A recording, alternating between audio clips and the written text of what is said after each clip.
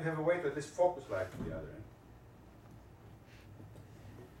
And then when you do this phase conjugate readout, now again, you get a very nicely focused spot, whereas if you try to read out the fiber with a Gaussian beam, you get the speckle pattern on the other side. So on this side, during the training, we had a pattern like this, which we made a hologram of, then phase conjugated the computer, launched it back through the SLM, and gave us this. So again, here the peak to side lobe ratio is very good. We can also do what Yariv suggested before. This is the multimode fiber here, but except do it now with SLMs and CCDs, which is to take an image and launch it in the fiber, and then play it back and get it through the image. So if we're willing to train this fiber for every possible image that we might expect to launch, we would put each of these images here, record the speckle pattern on the computer, and then play them back by phase conjugating the speckle pattern and launching it back through the same fiber.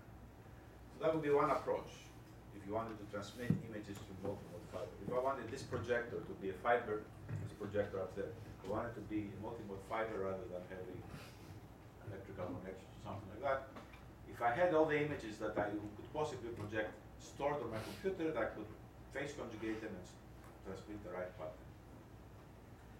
That is a cumbersome thing to do. What you can do instead, is let's say you wanted to transmit an image consisting of just two spots, not just one. For one spot, we learned how to do it, 2 slides ago. But if I have 2 spots, I can make a hologram. I can put in this one spot on the left side, and get a speckle pattern, make a hologram of that, store it on the computer. Then I can take the second spot, let's say this one, whatever it is, calculate each speckle pattern, store it on the computer. Then in the computer, I can sum those two and put on the SLM their sum, and then launch that back. Because the whole system is linear, the sum of the two will reconstruct this image, and then I get this image of 2 spots. But now you get the idea, right? If I go back and train this for every possible spot in the input, I can draw any image I want, instead of having to store every possible image I might use later. So this is an example of drawing a line with varied resolution. Instead of having spots, I could have any other base. For example, I could have sine waves, like a Fourier base. So if I have a sine wave, if I transmit this sine wave, I get a speckle pattern. If I want to get back this sine wave, I can play this back. If I have another sine wave, I can do the same. If I have the sum of 2 sine waves, which is a pattern like this, I would take in the computer the sum of the two, then compute that sum, put it on the SLM, and then run it backwards, phase conjugate it, and I would get the sum out. Once again, this generalizes. If I want to have any image, I can calculate its frequency components. In other words, take its 2D Fourier transform. For each component of the Fourier transform, I will have stored on my computer the speckle pattern that I got for each frequency component. Now I can multiply each of these speckle patterns by the corresponding full 2D Fourier transform component, amplitude and phase, take the sum, put this on the SLM, and go back. So for any image I want to transmit, even though I didn't know I was going to get it, for any arbitrary image, I can take its Fourier transform, map it to the corresponding speckle patterns of the multimode fiber, and then send it back. So one of the students did this for a movie, a whole movie.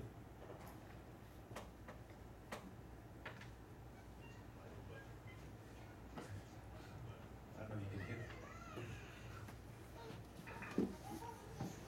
So this is a famous French cartoon, but each of these frames now, what we did for each of these frames, took the 2-dimensional Fourier transform, then mapped it onto the speckle patterns of the fiber, and then transmitted it back through a multimode fiber of 2 meters in diameter. So I'll shut this off so I get your attention back. But if you can imagine now, you get this multimode fiber that's maybe 0.5 millimeter, including its cladding here in the wall somewhere. You could project the pattern on the wall across, playing this video, all optical without any electronics. If that's what, or maybe something we put on a cell phone. There may be practical applications of this sort of practice. Now another thing that to do, which for medical applications is more important, is to do fluorescence endoscopy or microscopy, to be able to map the fluorescence of different objects inside the body. So I showed you already that we can focus light with multimode fibers by illuminating with the right thing. And then we can also scan it by moving the object around.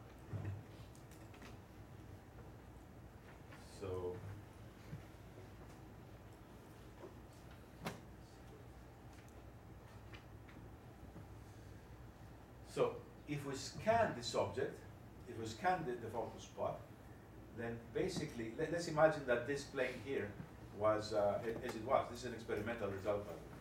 This is a slide with a fluorescent dye on it. And then what we see here is this plane being scanned with the word CPFL on it onto the object. Now the fluorescence that's generated by the scanned spot is collected by the same multimode fiber, and on the other side they're recorded. So if you're going to do fluorescent microscopy, you excite this multimode fiber through an SLM, through a spatial light modulator, with a phase conjugate wave to focus on different spots. Then the fluorescence that's collected is collected by the same fiber and through a dichroic filter collected from a separate detector and measured. So this way you can get a fluorescent image like this. The fluorescence is even easier. You just have a way to scan inside, except the scanner is this very, very thin object that can be inserted inside the body, and then without any active components, any scanner or anything else in the far end, you can do the scanning, and the scanning is done by the computer, electronically choosing what will go onto the SLM.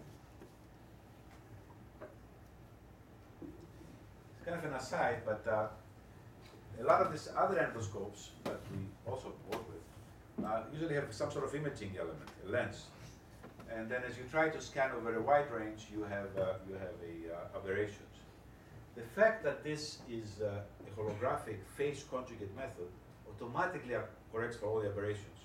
Because if you had an aberrated spot, if you had an imaging condition that normally would give you aberration, by virtue of the fact that you are training it to focus on some specific spot, during phase conjugation, this will be undone. So basically, you go and focus on the spots that during the training phase, during the phase where you recorded the holograms of the spectral patterns, this would be understood. Okay, so these are some examples now of fluorescent microscopy. Again, the movie that I showed you was imaging using coherent light, but this is fluorescent microscopy. You excite with a laser, but then you collect back in coherent fluorescent light. So this is an image obtained of a sample of fluorescent beads through a normal microscope with numerical aperture 0.65. And this is the same sample imaged through one of these multimode fibers, meaning the fiber that scans and then collects the fluorescent light. So if anything, the resolution is, it's comparable.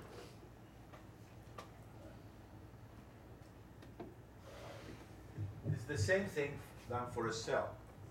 So this is a neuron, again, through a normal wide field microscope, and then this is the same thing through, these are axons of different dendrites.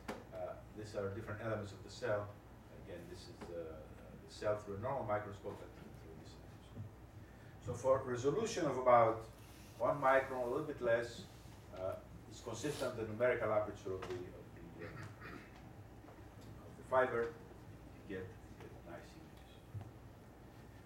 Now, if you compare this multimode fiber with the fiber bundle, the basic advantage is this: that the resolution that we showed is about 700 nanometers.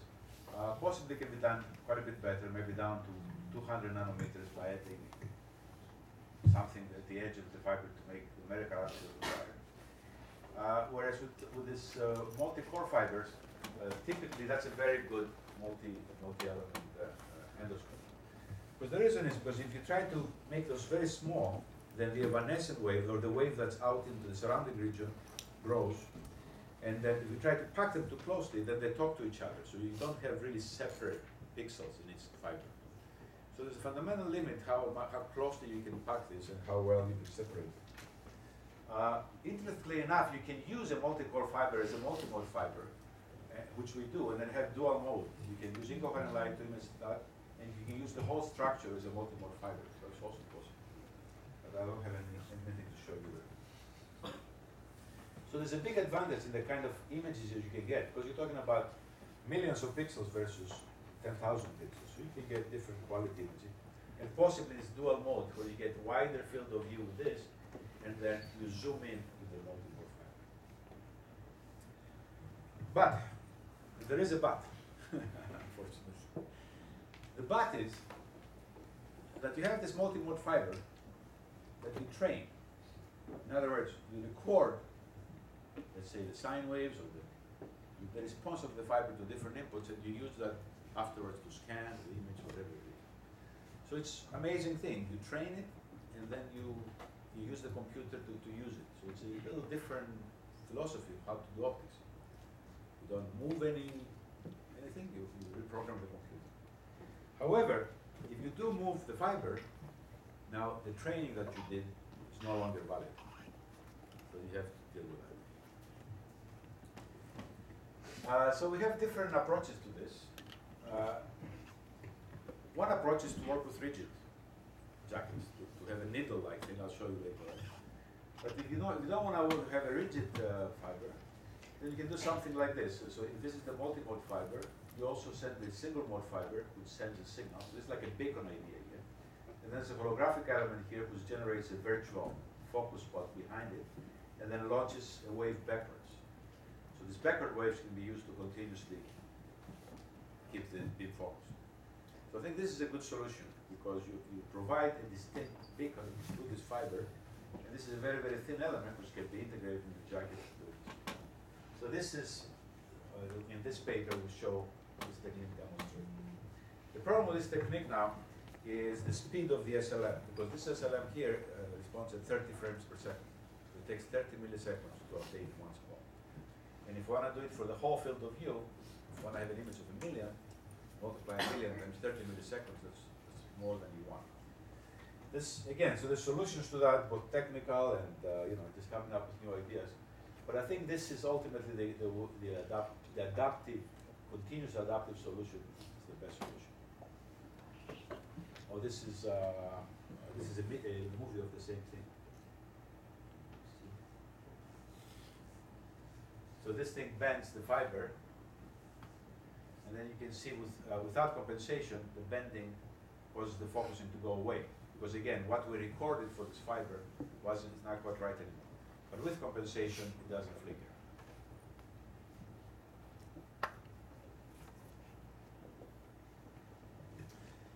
Now the rest of the time I have, which is how much?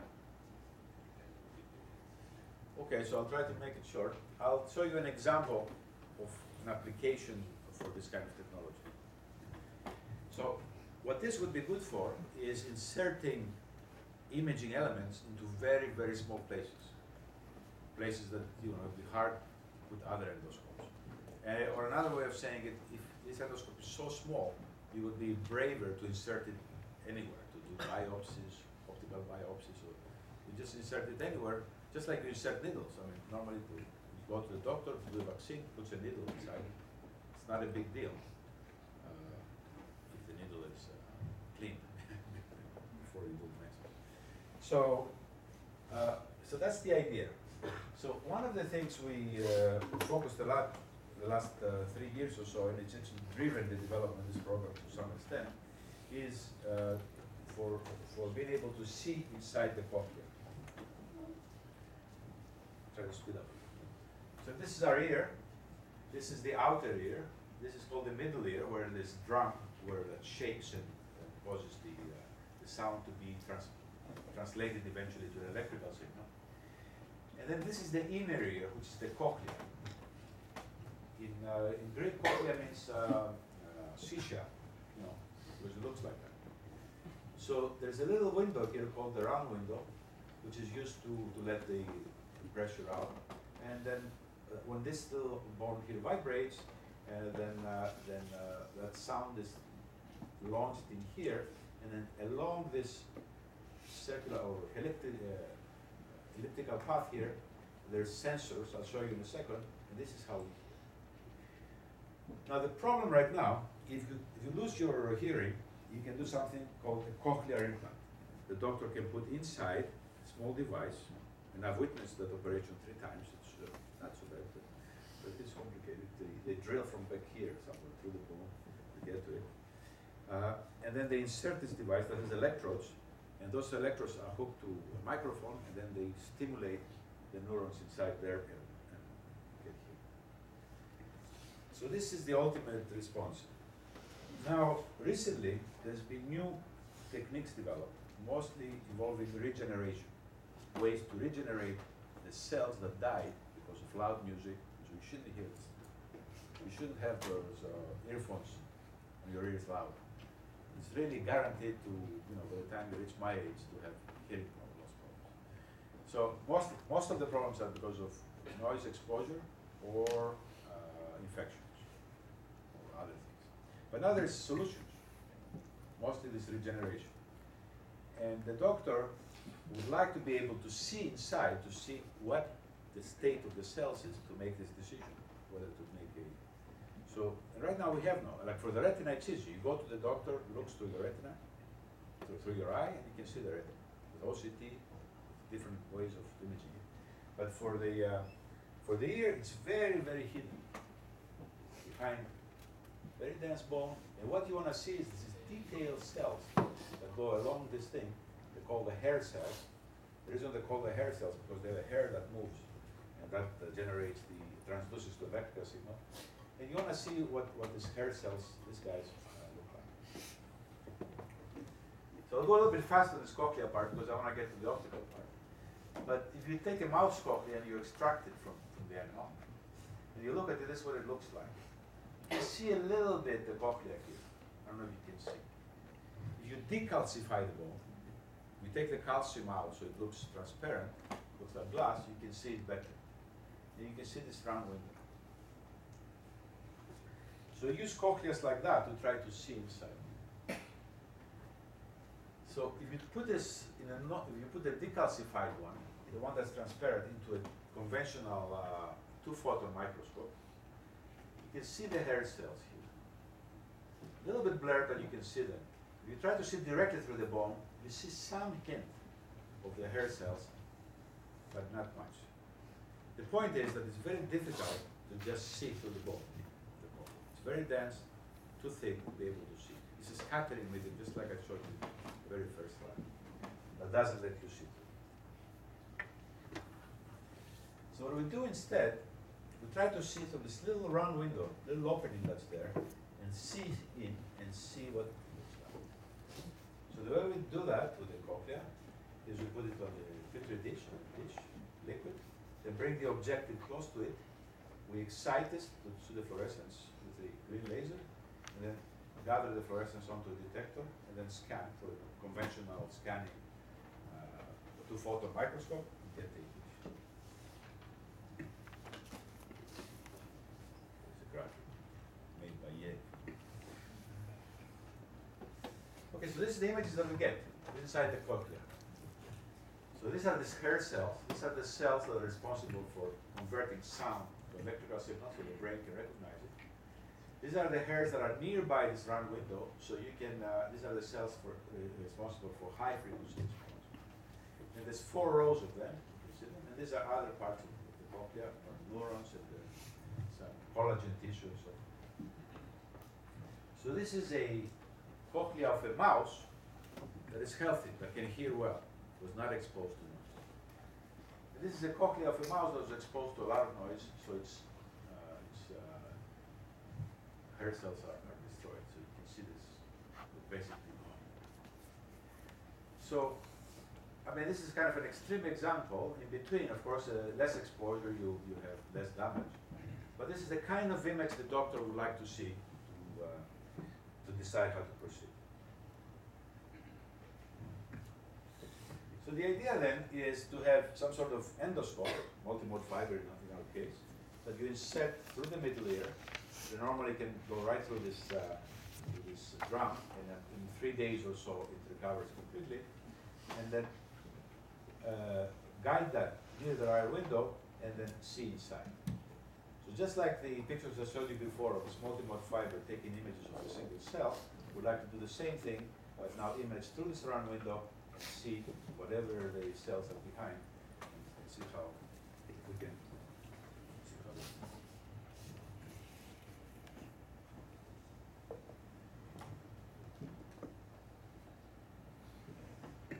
So what this is the image through a conventional microscope of the cochlea. This is single photon, not two photon.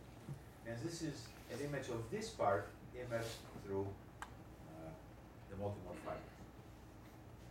So you can see that the quality, if anything, of the multimode fiber, for some reason, if we understand, seems to be a little bit better. But you can clearly see the cells arranged, and if they were damaged, I don't have the damage picture with me, but if they're damaged, then you don't see pretty much anything. You see it. So we'd like to do a little bit better than that to get image quality similar to what I showed you with the conventional microscope. The main difference is that it's one photon, not two photon. In other words, you use CW laser, not femtosecond laser. But solution for that is something. So now at this point, when we showed this to our collaborator, who's a surgeon at Harvard, she said, "This is great. If I can get images like that of patients, that would help me a lot to know whether the cochlea is destroyed or not." So then how do we do it? So the first approach, the approach we will use, is to have this needle-like probes. The multimode fiber is the middle there. So then as she inserts it into the ear, then the shape doesn't change. So then this is the way. And then we have approximately 14 different shapes based on the morphology of the ear, so that she can approach, depending on the person, the round window with the right end tip at the end.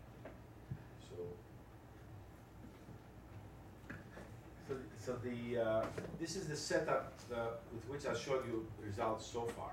This is the CCD, this is the SLM, the different elements of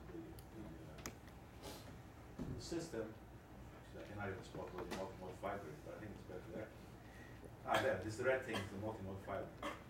So what we've done more recently is put all of the stuff in the box. Actually, the box now works just as well, if not better than this. And it's a rigid box like this that we can bond, we can ship, and so forth. And this is the size of the box. This is an Apple iPhone, the iPhone. And then our plan is this. Right now, there's a lot of you can buy, for instance, from Thorlab, one of these 2-photon microscopes that you can bring to a patient or a mouse. Instead of bringing, normally you bring the thing you want to image, your object, to the microscope and you put it underneath. But when you have a live animal or a human being, it's not convenient to do this. So you have this robotic thing that brings the instrument to the lab. So this is what we've built here as well. We built this. And then this box I showed you before would have this probe, and then this probe would be brought next to the ear to do the imaging. So hopefully get it. This is where we are. We haven't done this yet, but we're close to engineering a system, including both the robotic arm and this, and then we have to ship it to Boston, and then she'll try it.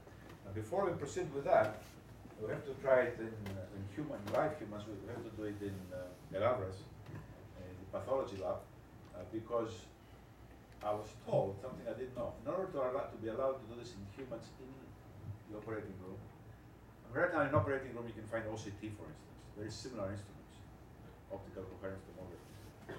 But what you have to do for that is show that the infection risk is minimal.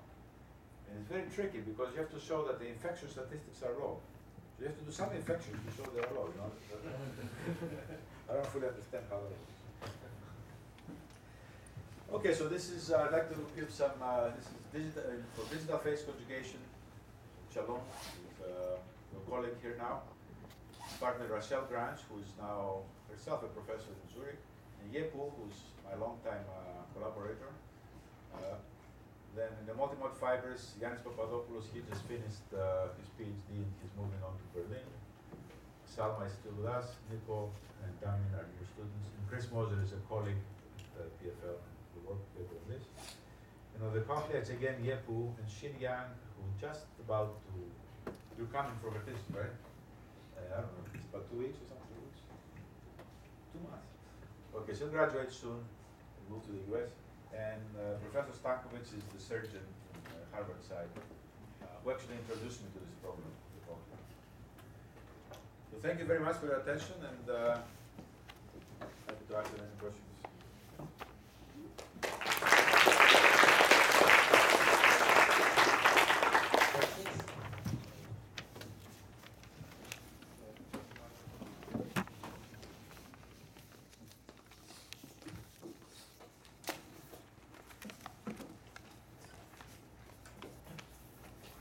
I'm thinking that the whole method is about the transformation from one image to another image, and we have to determine the depth matrix or something like that for the transformation.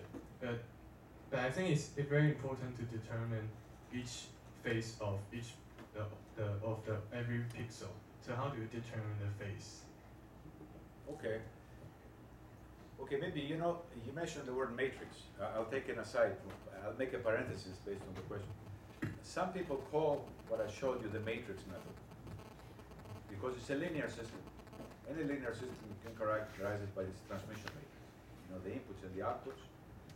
Say if I put input A, I get output B, and there's a certain way. So you can think about what we talked about as characterizing the transmission matrix of the fiber. In case somebody can know. Now, as you say, because we're dealing with fields, light fields, phase methods, amplitude and phase. But this is where holography comes. So we introduce a reference beam, so we make an interference pattern on the CCD between the object beam and the reference.